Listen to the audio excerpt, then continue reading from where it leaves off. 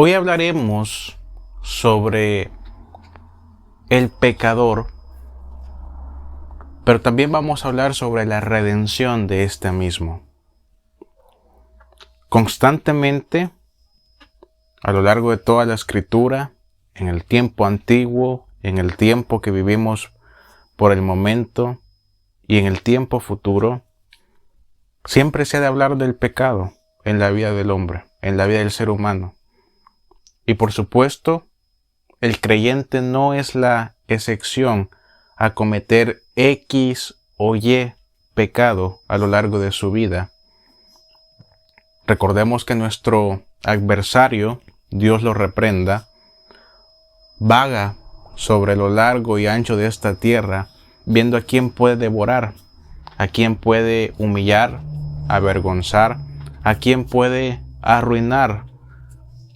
No solamente los planes que la persona tenga en su naturaleza humana, sino también, en el caso de un creyente, los planes que Dios desea o anhela cumplir en la vida de dicha persona. En toda la Escritura, constantemente vemos que Dios, que Yahweh, no solamente aborrece el pecado, sino también el pecador. En el Antiguo Testamento, en el Antiguo Pacto, el castigo, la recompensa del pecado, era instantánea. Hemos escuchado esta frase bíblica de la paga del pecado es la muerte, y literalmente en el Antiguo Testamento era así. Era rápida. El castigo físico que en ocasiones conducía a la muerte del individuo, dependiendo evidentemente de la gravedad de la transgresión, de la gravedad del pecado. Por otra parte, en el Nuevo Testamento, en el tiempo de la gracia, cuando abandonamos la teocracia de Dios y adoptamos la ley humana acompañada de la gracia por parte del Mesías, vemos un amor, una gracia, una misericordia, una piedad derramada sobre su pueblo completamente inmerecedora. Porque ninguno de los que estamos acá, ninguno de los que escuchamos este mensaje, podemos decir, no, yo sí me lo merezco. Mentiras. Si de merecer hablamos, deberíamos de estar todos en el infierno siendo ultrajados por Satanás.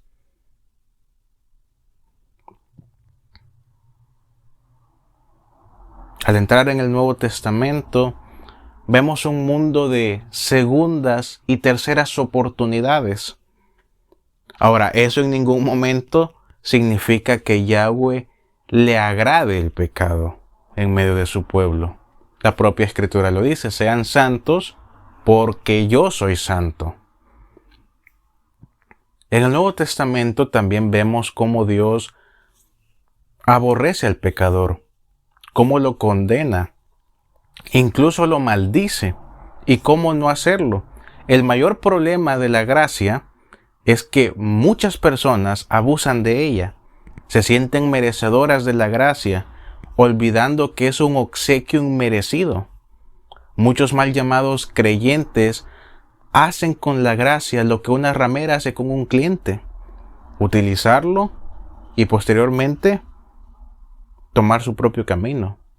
Yeshua vino a traer libertad y la gente la prostituyó hasta convertirla en libertinaje.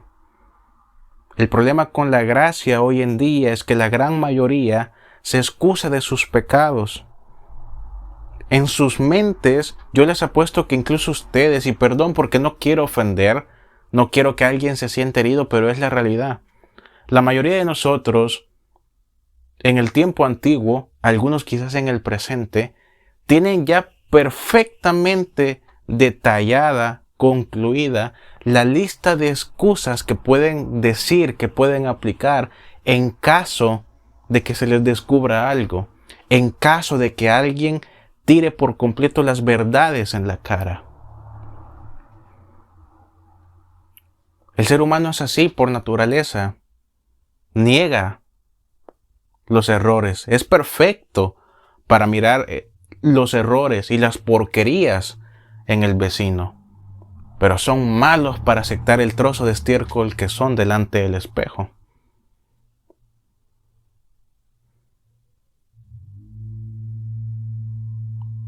siempre la mayoría se va a excusar. Es que tengo problemas económicos, mentales, emocionalmente, sentimentalmente no estoy estable, tengo problemas con mis padres, estoy atravesando por una profunda depresión. Si el pecador es un poquito más espiritual, si es un poquito más bíblico, aplica la típica de yo no quiero hacerlo, lo hace mi carne, amado pastor. Porque lo que yo anhelo hacer no lo hago y lo que aborrezco hacer, eso hago. Yo no merezco ningún castigo, sino mi carne. Esta maldita esencia pecaminosa que habita dentro de mí gracias al pecado de los primeros padres. Ni ellos mismos se creen esto. Lo peor de todo es que la mayoría lo dicen con una seriedad grande, pero igual de grande es la hipocresía que habita dentro de ellos. Buenos con las palabras, pero malos para aceptar sus pecados y las consecuencias de estos mismos. Lloran apasionadamente pidiendo perdón dentro de las congregaciones, aunque por dentro se están riendo del Mesías.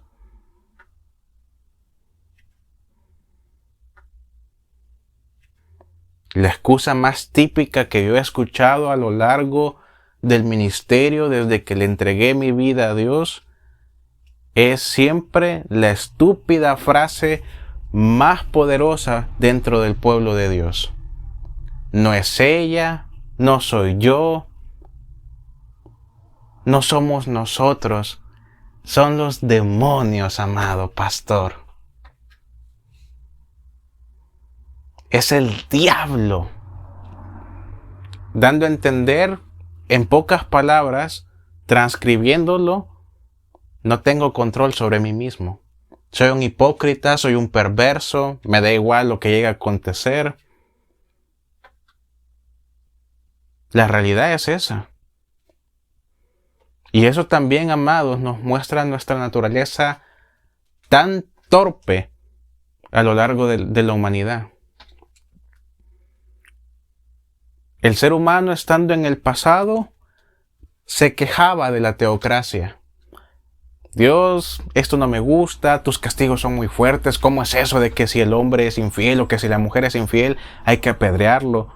¿Cómo es eso que si violo accidentalmente porque de la nada se me mete un demonio a 5 niños? ¿Cómo es eso que todos los hombres de la tribu se tienen que congregar y atravesarme todos mis intestinos a filo de espada? ¿Cómo es eso? Como en la época de los jueces, que si yo cometo pecado alguno, si soy patricida, matricida, si abuso de mis hijos, si realmente no le doy el lugar a mi esposa, si traiciono a mi tribu, si traiciono a mi familia, ¿cómo es eso que me van a empalar y me van a dejar en medio del desierto hasta que me devoren las bestias? ¿No se te hace eso como que muy cruel?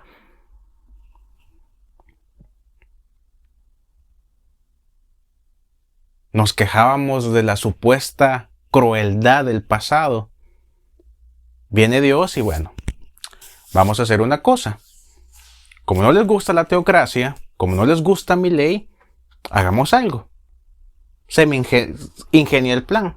Voy a mandar la gracia mediante mi hijo.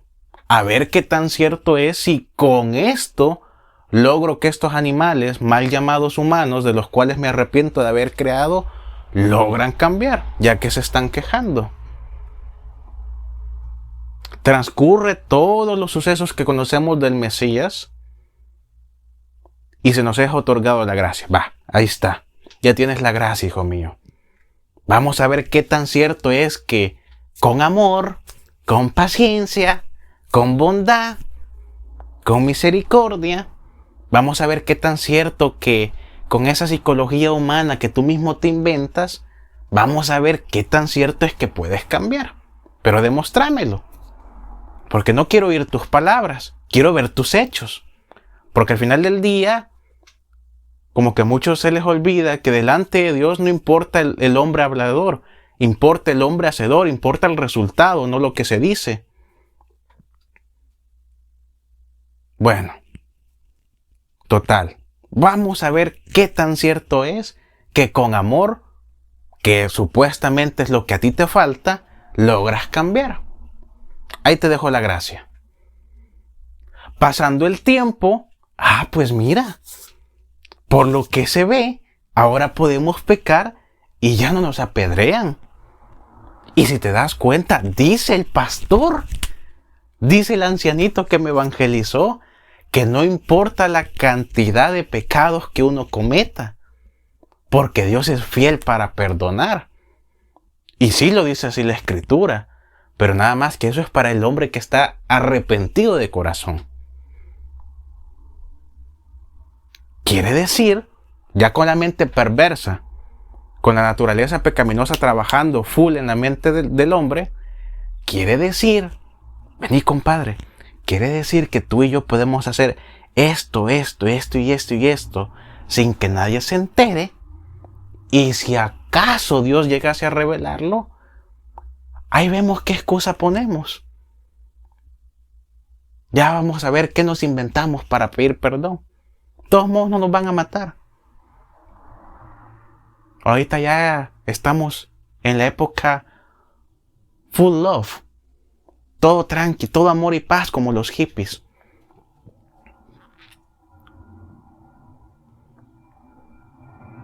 Y aún así osamos de decir que, porque lo he escuchado, osamos decir que todos somos un gran pueblo de Dios. Ovejas destinadas para triunfar, para alcanzar el éxito.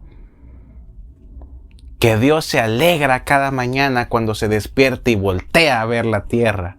Que Dios está completamente complacido con su iglesia. Para que en Apocalipsis yo vea que Dios solamente a la Odisea le da todo lo podrido que es. No creo yo que eso sea lo que refleje o lo que muestre que Dios está complacido con nosotros.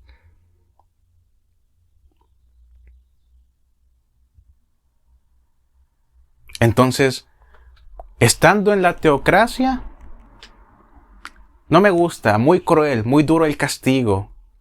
Qué flojera obedecer. Yo creí que Dios le íbamos a dar su lugar por respeto, no por temor. Ok, ahí te va la gracia. Y con la gracia, todo lo podemos hacer. Bíblicamente todo lo puedo hacer, todo me es lícito, pero no todo me conviene. Así que ahí está, hermano, y tiene el fundamento bíblico para que no se me acuse.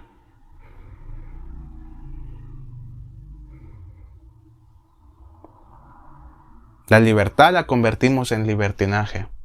La gracia la prostituimos. Qué gran iglesia la que somos.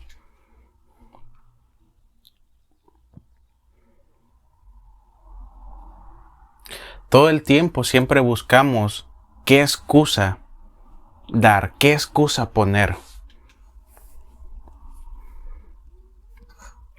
Cuando el creyente es inmaduro, y eso va para ambos sexos, la madurez no se obtiene por tu edad. En la actualidad puedes encontrar fácilmente un hombre de 20 años y un niño tarado de 50. La madurez se obtiene mediante las experiencias, mediante las vivencias. Cuando el creyente es inmaduro hasta más no poder, muchas veces la excusa que ponen dentro de sus corazones es: si el otro hermano lo hace, si la otra hermana lo hace y no les dicen nada, ¿por qué carajos a mí me van a decir algo? Y yo sé que en muchas congregaciones ya están acostumbrados a que la congregación viva gustamente en el pecado, que no debería de ser así.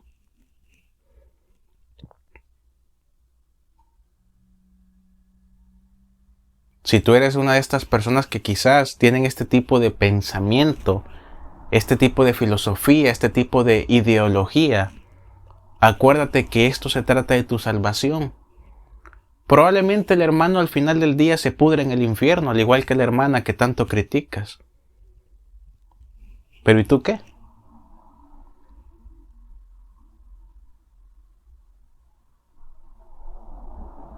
Muchos hombres, ¿cómo les agrada entonar esta alabanza de hombres de valor? Necesita a Dios que cumplan promesas. Casualmente esa parte como que la mayoría se hacen los sordos.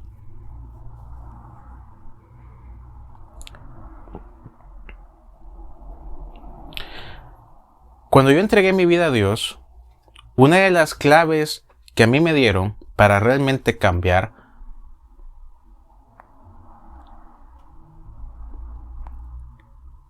aparte de la disciplina y aparte de tratarme de la peor manera posible, con dureza, porque cuando yo conocí el Evangelio, cuando yo me arrepentí, cuando yo entregué mi vida a Dios, a mí no se me expuso de la manera amable. No, Diosito te ama, brother. Tú eres lo más bello, eres como un anillo de oro en medio de sus dedos. No. Lo cierto es que eres un trozo de estiércol. Has blasfemado, has pecado, has hecho X y Y. El abecedario de A, Z de los pecados tú los has cometido. Pero puedes cambiar. Ese cambio va a doler. Ese cambio va a herir. Ese cambio, van a haber días en los que quizás te den ganas de mandar todo a la basura. Pero hay que ser fuertes. Y hoy quiero hablar a los pecadores, sí, pero quiero hablar a los pecadores que realmente se arrepienten de su pecado. Quiero hablar a los pecadores que realmente han aceptado que sin Dios no son nada. Quiero hablar a los pecadores que realmente son hombres y mujeres tal cual como se exige. No quiero hablar a niños pubertos, no quiero hablar a adolescentes que lloran pero no hacen ningún cambio en sus vidas.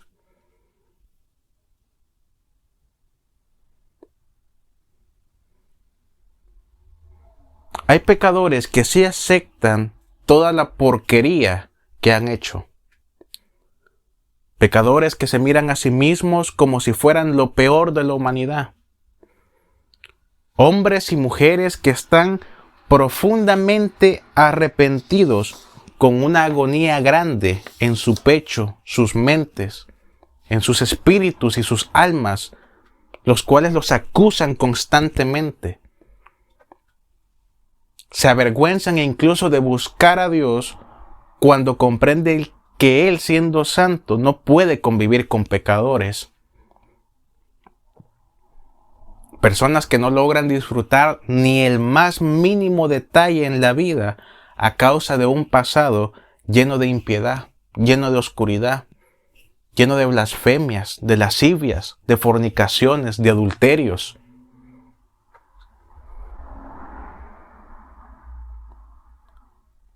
A ese tipo de pecadores quiero hablarles el día de hoy de la redención.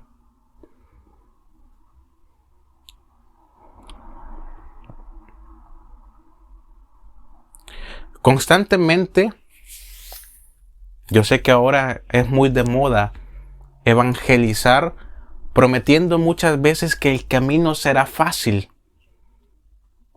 que la carga que muchas veces tendremos que arrastrar, en pocas palabras, nuestro madero, nuestra cruz, malamente traducido, será lo más ligera. No es cierto. Muchas veces tu carga, muchas veces tu cruz, tu madero, va a ser muy pesado. Dependiendo de qué tan mal o qué tan bien te comportaste en el pasado. Déjame decirte algo, tú que me estás escuchando. Todo esto se vuelve más complicado, más difícil de soportar, si has hecho un sinfín de transgresiones, incluso estando dentro del Evangelio. Porque una persona apartada de Dios se entiende. Es una persona que está gobernada por su carne. Es hasta natural que haga las cosas completamente mal. Pero cuando tú estás dentro del Evangelio, la consecuencia, la paga del pecado es más grande. Porque aquí tú ya no puedes poner de excusa, es que no sabía, nadie me dijo. Ahora, también debo de aceptar que me gustaría que fuera así. Porque también probablemente, quizás alguien de los que me está escuchando viene de una congregación en donde ya todo es amor, todo es prosperidad, donde ya no se predica en contra del pecado. Porque claro, ¿quién soy yo, verdad, para juzgar a los demás? Aunque la Escritura dice que el pastor, el líder, el maestro, el apóstol, que ya no existe, pero que en su momento existió, tiene que juzgar adecuadamente a sus ovejas.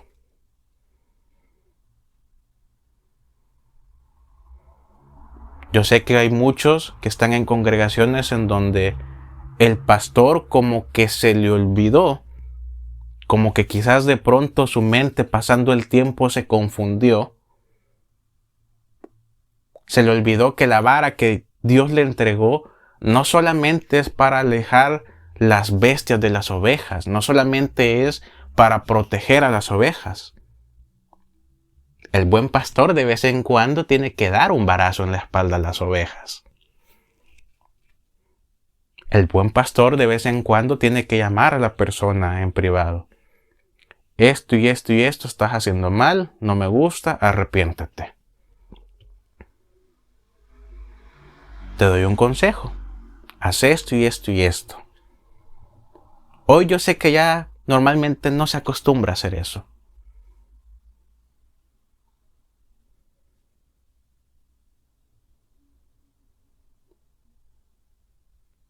La redención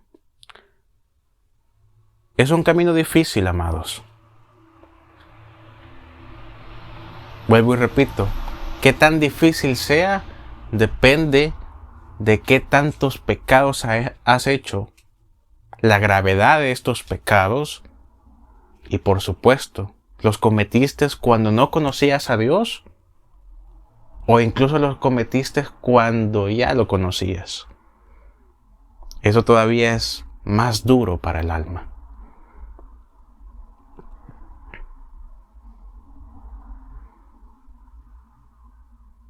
Quisiera que me acompañara al Salmo 51.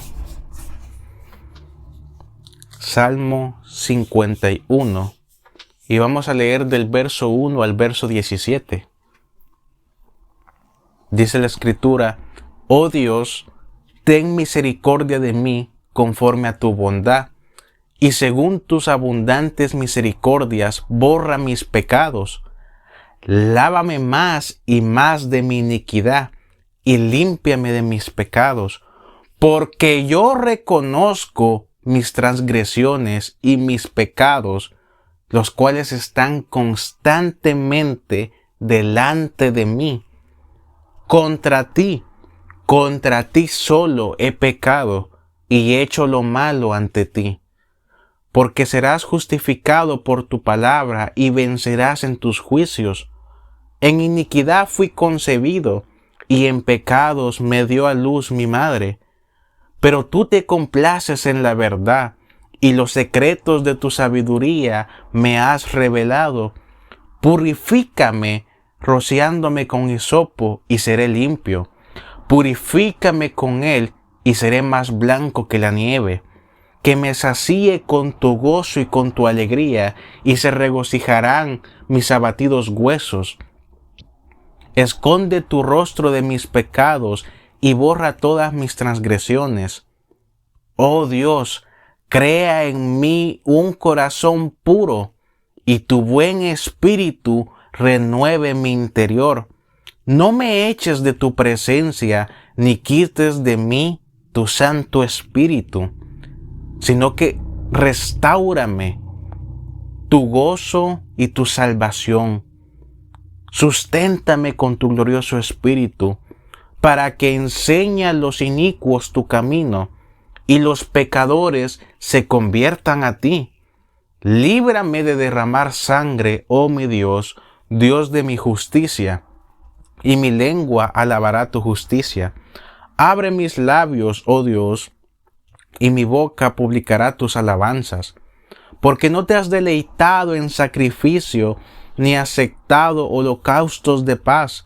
Porque los sacrificios a Dios son el espíritu humillado. Al corazón contrito, Dios no despreciará.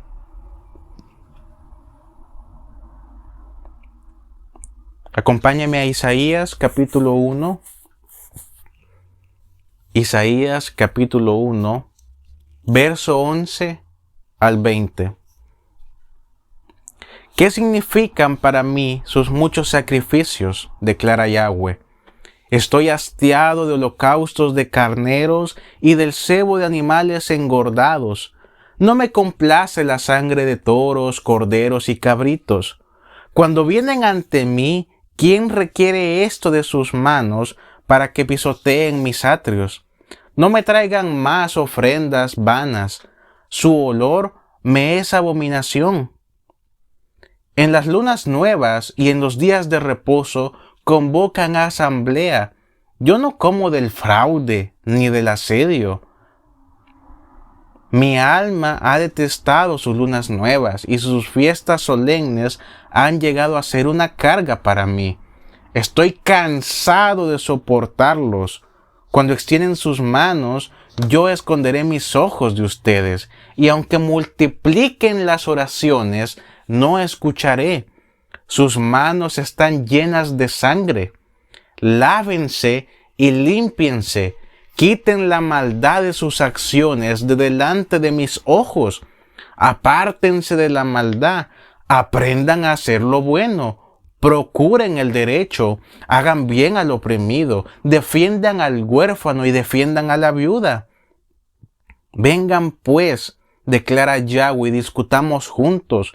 Aunque sus pecados sean como la grana, como la nieve serán emblanquecidos. Aunque sean rojos como el carmesí, vendrán a ser como blanca lana. Si obedecen y me prestan atención, comerán lo mejor de la tierra. Pero si no obedecen y rechazan, serán consumidos por la espada. La boca de Yahweh ha hablado. De ambos textos obtenemos semillas de sabiduría que nos ayudan en los tiempos donde no encontramos valor en nosotros a causa del pecado. Yo reconozco, menciona David, y este es el primer paso de la redención. Si todo el tiempo culpamos a alguien o a algo externo a nosotros, nunca se va a poder mejorar. En vano es la oración si no se admite la culpa. Anhelamos constantemente que Yahweh realice un poderoso milagro, un poderoso cambio en nosotros, pero no aceptamos la basura fétida que somos por dentro en primer lugar. Porque claro, ¿no? Hoy en día con toda esta filosofía de las nuevas generaciones, hoy en día con todos estos mensajes de que no, tú eres lo mejor, neni, tú eres un rey, estás destinado a ser grande. A ver, el que está destinado a ser grande procura hacer cosas que los grandes hacen. No puedes decirte a ti mismo que estás destinado a ser grande cuando tus acciones son las de un mediocre empedernido. Las cosas no funcionan así.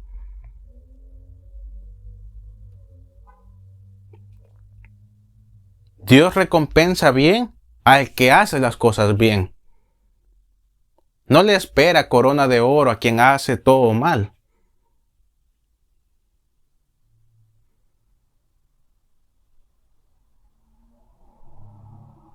Crea en mí un corazón puro y que tu buen espíritu renueve mi interior. Amados, debemos de reconocer que nuestros corazones están manchados de maldad. Y si nuestro corazón reposa en la negrura del pecado, ¿cuáles son las bases que sostienen tu alma? Porque nuestra nefesh, Nuestra alma, yo ya se los he dicho, se los dije hace poco en una enseñanza.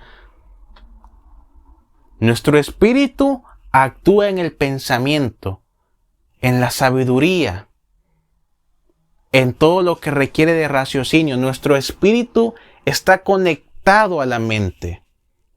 El alma, la nefesh, es la que actúa de manera emocional, de manera sentimental, la que siente, en pocas palabras, en tu corazón.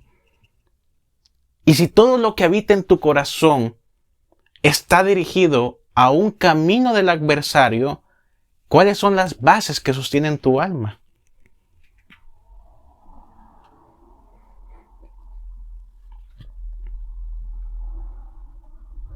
Deseamos que nuestros corazones cambien, pero no deseamos maltratar el alma. Deseamos que nuestras heridas sean borradas. Pero cómo nos pesa colocar un ungüento que nos arderá, que nos incomodará, que nos molestará.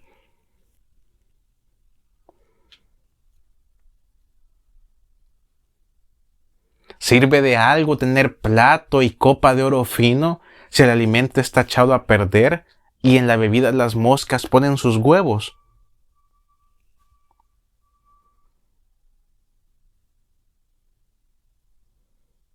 David dice, límpiame con un hisopo,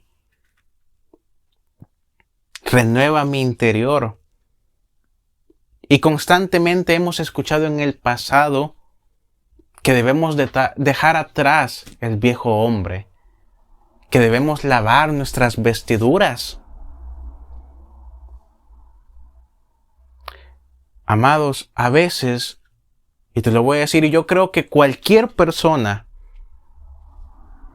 que cometió pecados innombrables en el pasado, primeramente yo poniéndome, sabe que lo que voy a decir a continuación es cierto. Hay veces que no va a ser necesario que laves tus vestiduras.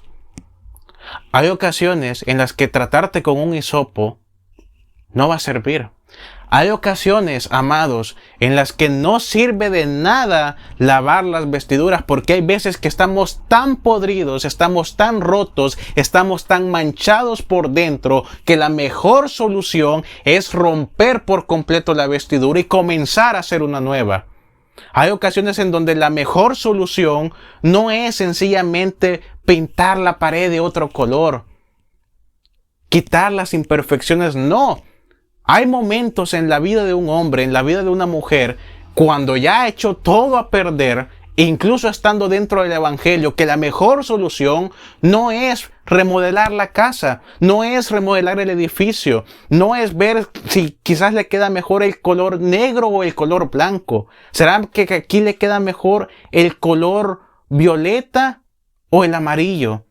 ¿Será, amado pastor, que hay que remodelar todo el piso de arriba? Hay que tapar las goteras. Hay ocasiones en donde la solución no es arreglos superficiales y banales. A veces la mejor solución es devastar todo el edificio entero. A veces la mejor solución no es limpiar. A veces la mejor solución es desgarrar. A veces la mejor solución no es botar una pared y pasando el tiempo la reconstruimos. A veces lo que necesitamos es ser destruidos por completos, machacados sin piedad alguna y comenzar desde cero a colocar las nuevas bases para nuestra vida. Ah, pero eso es muy duro, eso es muy cruel. Sí, es duro, es cruel, fatiga. Van a haber noches en las que no vas a poder dormir, pero es lo que necesitas. ¿Todo eso se hubiera evitado? Sí. Si tan solo no hubieras tomado a la ligera los pasos de Dios.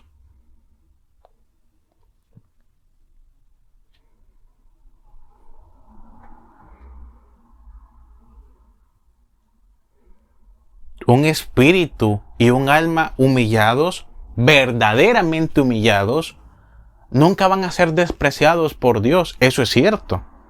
pero también debemos aprender a cumplir nuestra palabra y caminar por el camino trazado. No sirven de nada las palabras de gloria y la alabanza de agradecimiento si nuestros pasos son desviados como la cometa que pierde su hilo y queda la suerte en el viento. Dios dice, ¿sabes qué? Por aquí no te vayas, vete por la derecha. Somos tan burros y tan torpes, tan llenos de sabiduría en nuestro propio entendimiento que entendemos, pues Dios quiere que me vaya por la izquierda, ¿verdad? Ahí ha de estar la recompensa que me merezco.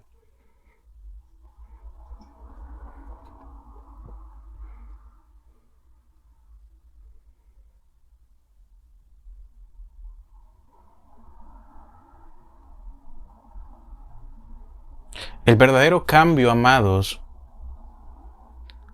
no requiere que solamente ores, que solamente toques el shofar si es que tienes la costumbre, que solamente ayunes, que pongas los mejores éxitos de alabanzas del 2025 en YouTube mientras te tragas 20 anuncios, que te devanes llorando en el suelo con las manos levantadas.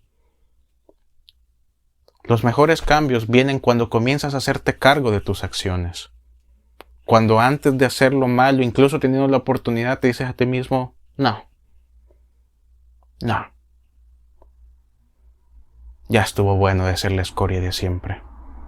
Dios me ha dado otra oportunidad. Dios me rescató. Y tengo muy claro que si vuelvo a fallar, ay de mí. Hoy en día estamos tan acostumbrados de que Dios no castiga. Dios es completamente amor. La parte de que es fuego consumidor como que nadie la quiere aceptar.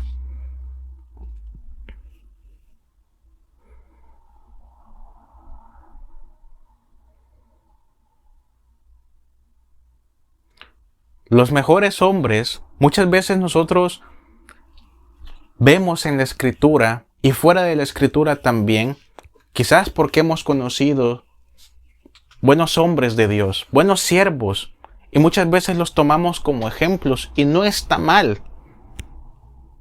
Pero todos tienen una característica en común. Los mejores hombres, los mejores siervos, los mejores guerreros de Dios no nacieron porque lloraron amargamente día tras día, tras día, tras día, tras día. No nacieron porque de 7 días a la que tiene la semana, 6 días ayunaban.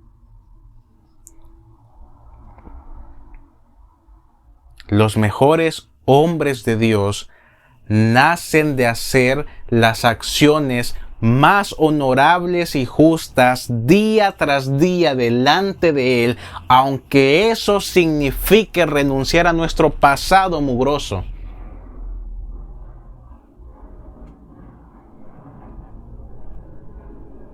Los mejores hombres dentro de la tropa de Dios son hombres hacedores, no habladores.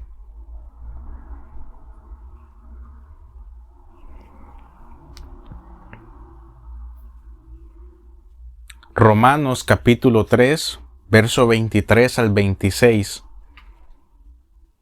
Romanos capítulo 3, verso 23 al 26.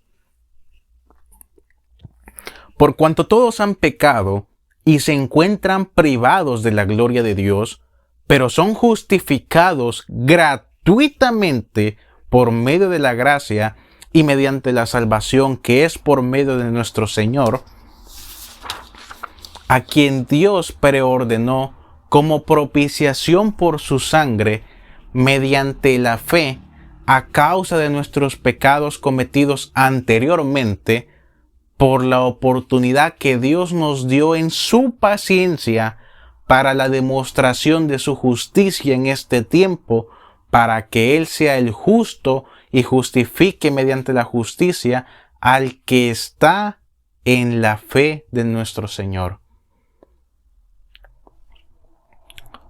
Primera carta de Juan, capítulo 1, verso 8 y 9, dice lo siguiente: Si decimos que no hay pecados en nosotros mismos, nos engañamos y la verdad no está en nosotros. Pero si confesamos nuestros pecados, Él es fiel y justo para perdonar nuestros pecados y limpiarnos de toda nuestra iniquidad.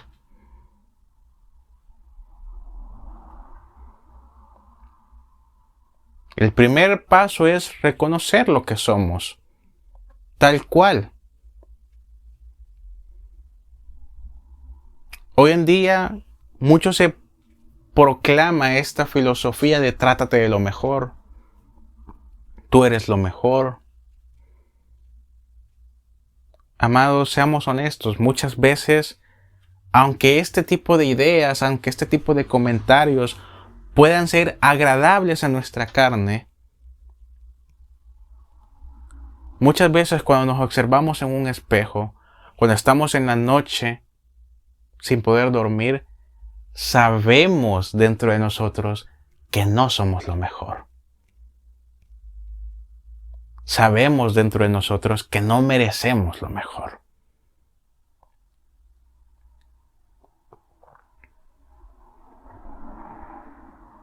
Sabemos dentro de nosotros que realmente el título de que somos hijos de Dios en muchas ocasiones nos queda tan grande que más que ser hijos de Dios parecemos hijos de Belial en repetidas ocasiones.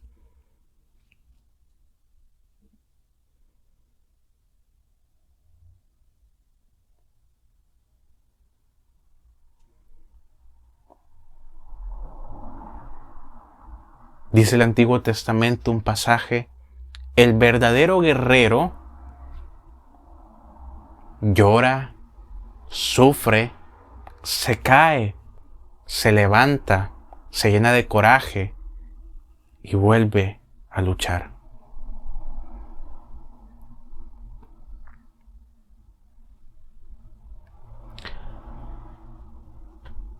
No importa la gravedad de nuestros pecados, Yeshua ya pagó por ellos. Somos redimidos en Él, somos justificados, limpiados, santificados, reconstruidos por Él y en Él. Claramente, amados, eso no significa que por tener fe ya estamos libres de no hacer nada, y menos de enfrentar la catástrofe que provocamos humanamente hablando. Dios nos libra a menudo de las consecuencias espirituales de nuestros pecados, y claramente puede hacerlo en lo humano, pero hay veces en las que decide que nos hagamos cargo de nuestros errores para que aprendamos la lección. Y es difícil. No, hermano, eso no pasa. No, claro que pasa. Muchas veces nos encontramos, nosotros somos tan astutos que cada vez que algo malo ocurre en nuestras vidas, siempre utilizamos mayoritariamente la palabra es una prueba por parte de Dios. A veces no es prueba, es un castigo animal. Y perdóname la expresión, pero es que realmente nosotros siempre queremos colocar palabras hermosas a manera de disfrazar la realidad agolladora en nuestras vidas. A veces no son pruebas, a veces son consecuencias de nuestros errores. A veces no son pruebas, a veces solamente es un leve castigo. A veces no son pruebas. No es que a lo mejor Dios tiene un propósito para mí y quiere que aprenda algo en medio de esta lección que Él me está dando. No, animal. A veces sencillamente es la consecuencia de las catástrofes que provocaste. Nada más que para que asiente bien y para que se escuche bonito, es una prueba de Dios, hermano. Porque no aceptamos, no reconocemos, no somos capaces de decir, esto me está pasando no por una prueba, me está pasando porque yo la regué. Me está pasando esto porque yo la embarré. Porque yo no respeté a Dios, porque yo transgredí su verdad, porque yo transgredí su gracia. Me ocurre esto no por una prueba, no porque a lo mejor Dios me está haciendo un superhombre que en el tiempo de la guerra se ha de levantar y ha de demostrar lo que Dios puede hacer en la vida de un pecador. No es eso. A veces sencillamente es Dios dejando que tú te hagas cargo. Pero y Dios no ayuda, Dios ayuda. No se va a hacer cargo de tu pecado, no se va a hacer cargo de lo que has provocado, porque no es Él que lo hizo, lo hiciste tú. Dice ser hombre, actúa como hombre, hazte cargo de lo que has hecho.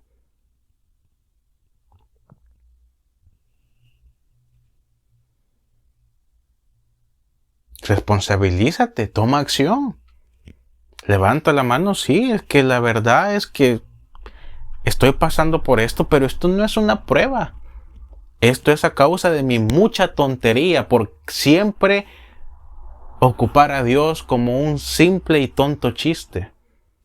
Por prostituir su libertad, porque Dios me da libertad, Dios me da la gracia, pero en mi mucha sabiduría yo la convierto en libertinaje. Y tengo la creencia, porque así me han inculcado en este evangelio de amor y de paz 24/7, que ya no va a haber castigo.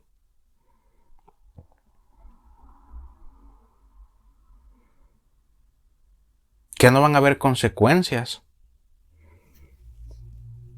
En toda la Escritura vemos que aquel que comete pecado tiene consecuencias. Espiritualmente la consecuencia sería, evidentemente, ya no hay oportunidad. Mas sin embargo, Dios es misericordioso. No hay problema, brother. Mira, las consecuencias espirituales yo te las quito. Te doy otra oportunidad. Volvamos a caminar juntos. Yo estoy aquí para ti. Yo te voy a ayudar. Ahora, las consecuencias humanas, yo no cometí el pecado, papá. Tú ya eres responsable, ya estás grandecito. Ya sabes perfectamente reconocer entre lo que es bueno y lo que es malo.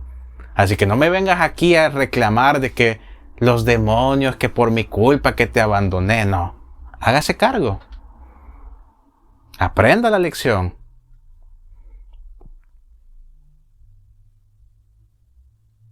Constantemente vemos esto en la Escritura. No nos vayamos tan lejos. Tienes de mayor ejemplo a David. Un hombre amado, respetado, un hombre que incluso la propia Escritura te lo dice, un hombre conforme al corazón de Dios.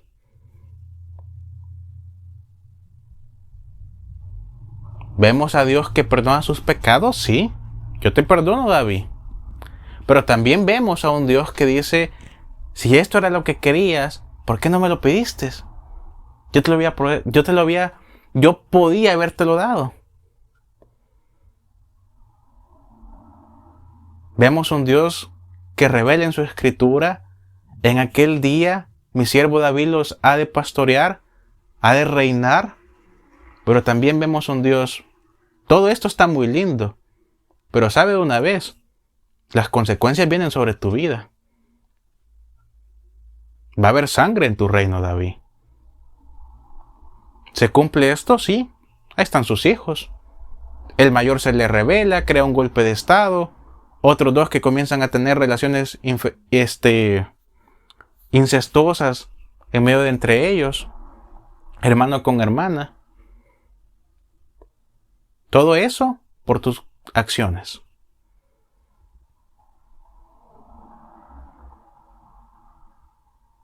Tienes a Sansón.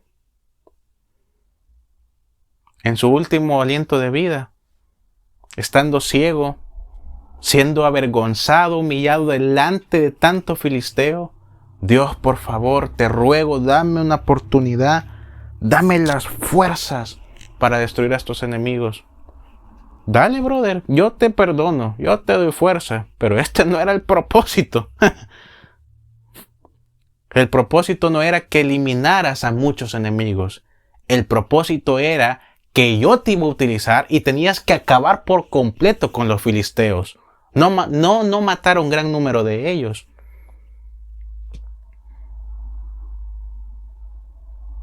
El propósito era en un inicio que yo te iba a dar esposa. No que fueras a abrirle las piernas a una filistea.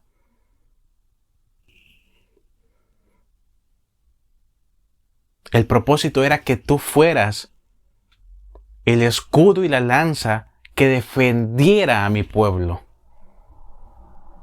no que terminaras así en este estado, débil, masacrado, escupido, avergonzado, colocado como sacrificio para estos dioses que no tienen nada que ver contigo,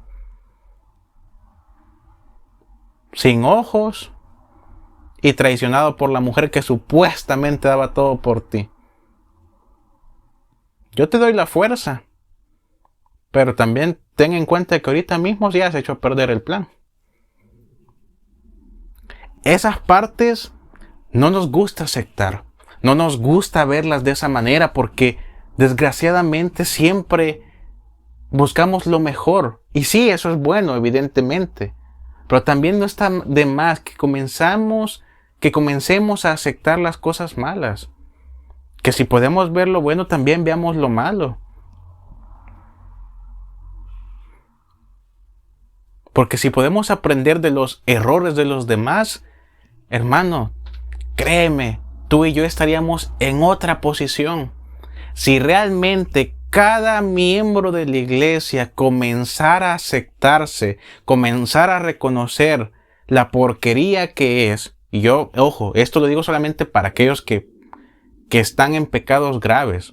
Yo sé que hay personas en estos momentos dando lo mejor que pueden donde están con lo poco o mucho que tienen por el evangelio, que realmente se esfuerzan por complacer a Dios. Para ustedes no es este mensaje. Ustedes van bien, sigan así. Pero también hay personas, hay hombres y mujeres que en lo oculto hacen y deshacen.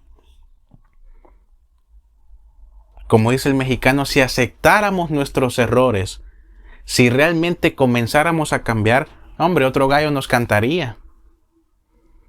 Ahí sí podríamos darnos el lujo de decir que Dios está complacido con su iglesia.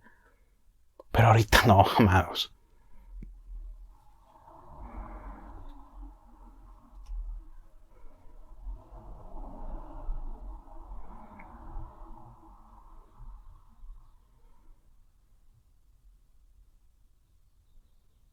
Uno de los mayores peligros del evangelio en la actualidad, y esto es algo que a pesar de mi poco tiempo liderando, siendo pastor o maestro para ustedes, me he dado cuenta, el diablo, Dios lo reprenda, siempre ha sido astuto y lo seguirá siendo, eso que ni qué. Y ya he expuesto yo de qué manera se ha introducido en diferentes regiones, países, mitologías, cultos, etc. Una de las bases, una de las maneras más astutas que el enemigo ha logrado infiltrarse dentro de las iglesias, no solamente es mediante el pecado, lo ha hecho de una manera tan pacifista, amable, hermosa incluso, le podríamos atribuir a este desgraciado. Y por estas mismas características, nadie normalmente suele detectarlo. Si yo te pregunto a ti, ¿cuál es la base del evangelio? Muy probablemente todos me van a decir el amor. ¿Verdad? Pero si nos vamos a la Biblia, la base del evangelio, la base de ser un hijo y una hija de Dios, si comienzas a analizar detenidamente, tú te das cuenta que la verdadera base, la auténtica base es la verdad. La verdad acompañada con el amor, claro está. Pero hoy en día, de manera tan sutil, la gran parte de las congregaciones han cambiado esto. Ahora la base del evangelio ya no es la verdad. La base del evangelio es el amor, seguido por la verdad. Y alguien podría decir, bueno, lo mismo, pero más barato, ¿no? No. No. No es así. Y la iglesia corre un gran riesgo. Muchas de las congregaciones, si tú te has dado cuenta, muchos de los hermanos y hermanas en Dios, incluso aquellos que entre comillas dicen serlo y no lo son, que adoptan este tipo de filosofías de amor y luego la verdad, en lugar de la verdad seguida con amor, son las mismas personas, son las mismas congregaciones que pasando el tiempo caen en un completo caos, caen en una destrucción. Son los mismos líderes que posteriormente son los de que, híjole, necesito hablar sobre este tema, pero yo estoy seguro que si lo hablo, mis ovejas se me van a ir. Y no quiero que se vayan porque, pues, a ver, tienen que dar ofrenda, tienen que dar diezmo. Del grupo 1 al grupo 3 puedo decir esta verdad, pero del grupo 4 al grupo 6 yo creo que no, porque son débiles todavía, están recién nacidos. Llevan 20 años dentro de la iglesia, pero no han madurado. Mejor me callo la boca y a ver, si Dios me puso en el corazón que hablara sobre el pecado, yo creo que mejor lo vamos a sustituir por el amor.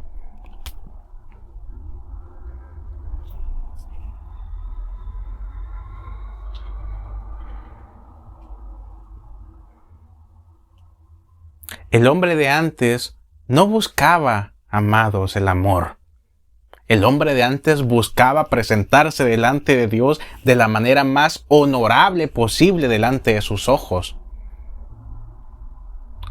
Hoy en día esto ya no importa, porque hoy en día con que trate bien a los demás, que sí hay que hacerlo, no quiero que me malinterpreten, con el simple hecho de que todo se basa en el amor, ya con eso ya tengo, mire hermano, yo sé que estoy completamente seguro que ya tengo ganado el vuelo al cielo. Yo sé que que allá arriba me espera, yo sé que mi papito chulo, mi Diosito hermoso, yo sé que los ángeles, los serafines, los querubines, ni siquiera por los pies me van a llegar. Yo sé que estoy destinado a reinar junto a Él. Voy a ser un conquistador en medio de las tribus de Israel. Ay, mijo. No sabes ni siquiera disciplinarte a ti mismo. ¿Qué te hace pensar que vas a ser un rey? No tienes paciencia, eres de alto orgullo, te exaltas por el más mínimo error de los demás. No nos vayamos tan lejos. Tu propia mujer te domina. ¿En qué cabeza cabe? ¿Cómo se te ocurre imaginar que Dios te va a dar una tribu por el amor de Dios?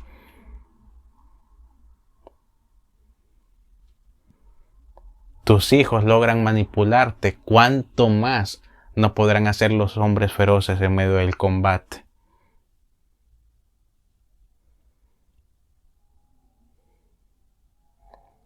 Anhela ser tanto un conquistador, un príncipe, un rey hermoso delante de los ojos de Dios, con anillos de oro, que vista trajes de lino fino. Tus acciones son peor que las de un mediocre. Llevas 20 años diciendo que amas a Dios, que dices que supuestamente lo conoces, que lo adoras, que lo amas. Por dentro, con tus acciones, demuestras que sigues siendo igual o peor que la misma vez que atravesaste esa puerta y supuestamente sentiste a Dios dentro de ti.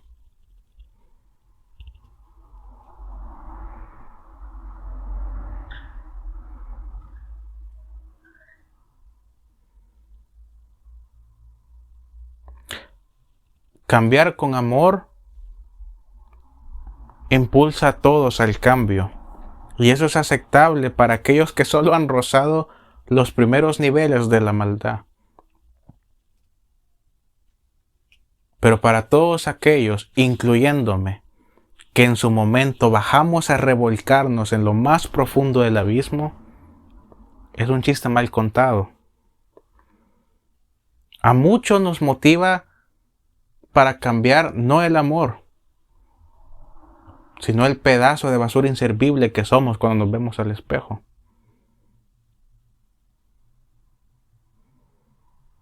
Solo aquellos que hemos visto cara a cara al enemigo Y realmente Dios nos ha puesto un ultimátum. Solo aquellos que realmente hemos probado un poquito de la ira de Dios en nuestras vidas entendemos que avanzar a menudo reside en el dolor. El castigo de la carne es insoportable, pero purifica el pecado del hombre. Y dicho castigo, acompañado con la disciplina, con el pasar del tiempo, logra quitar lo podrido que hay en el corazón. Incluso si el costo es azotarse a uno mismo constantemente.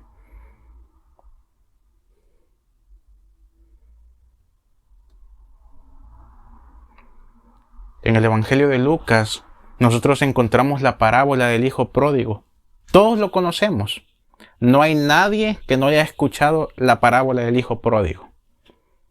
Muchos de nosotros hemos sido no una, ni dos, ni tres, ni cuatro, ni cinco veces, infinidad de veces, el hijo pródigo. Cuando es así, no me van a dejar mentir.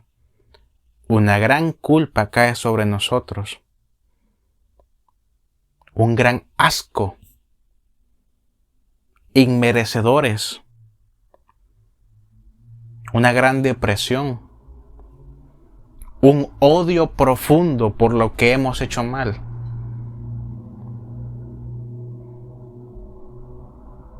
Tenga fe que si usted está con vida, hay un gramo de esperanza en su día para comenzar a cambiar en las manos del Maestro.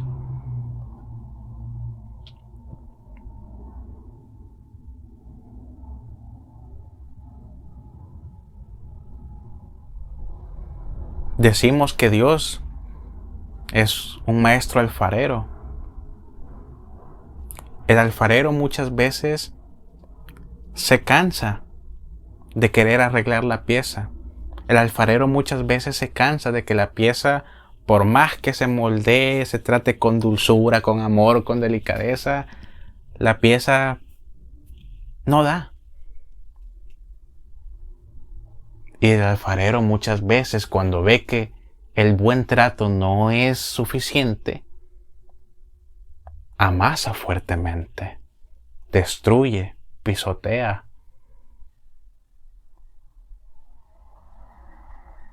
Muchas veces nosotros vemos que los alfareros, para que la pieza en ocasiones llegue a ser excelente, reducen las cantidades de agua. Desde esa perspectiva, si nosotros somos piezas del alfarero, muchas veces el mayor cambio que podamos obtener no va a ser en abundancia, va a ser en sequía.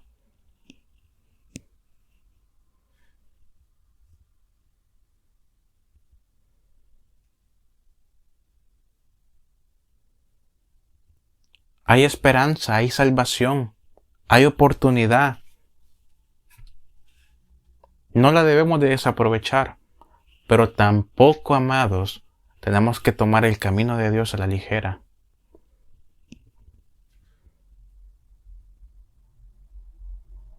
Hagan a un lado esta laguna mental que les inventaron, que les mintieron, que les inculcaron. Hay consecuencias para el pecador. No, pero mi Dios no es así, amado. Mi Mesías no es así. Incluso el Mesías es así.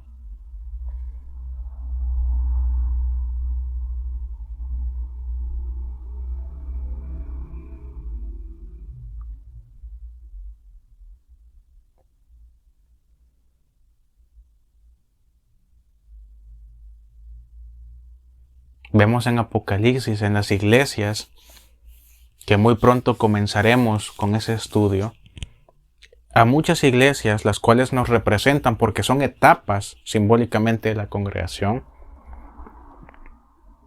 vemos que constantemente Dios dice, apártate de esto, cambia esto, porque si no lo haces, vendré contra ti.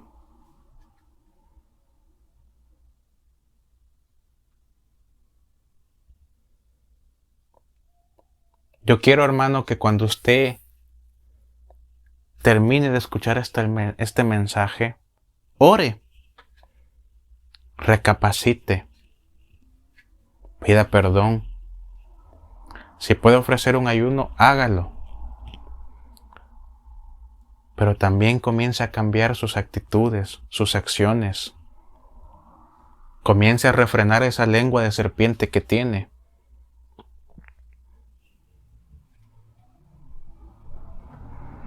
Usted quiere un galardón grande. Quiere ganarse el derecho que cuando usted esté allá, Dios lo voltee a ver no con seriedad, sino con una sonrisa. Comience a trabajar duramente. Destrúyase a sí mismo, disciplínese, sea hombre, cambie, tráguese el dolor, las lágrimas, acepte la porquería que ha sido. ¿Quiere ser alguien grande? Comience a hacer acciones y a actuar como los grandes. Porque de lo contrario, se lo digo con todo respeto, no espere obtener gran galardón si no hace ni lo más mínimo por salvar su alma.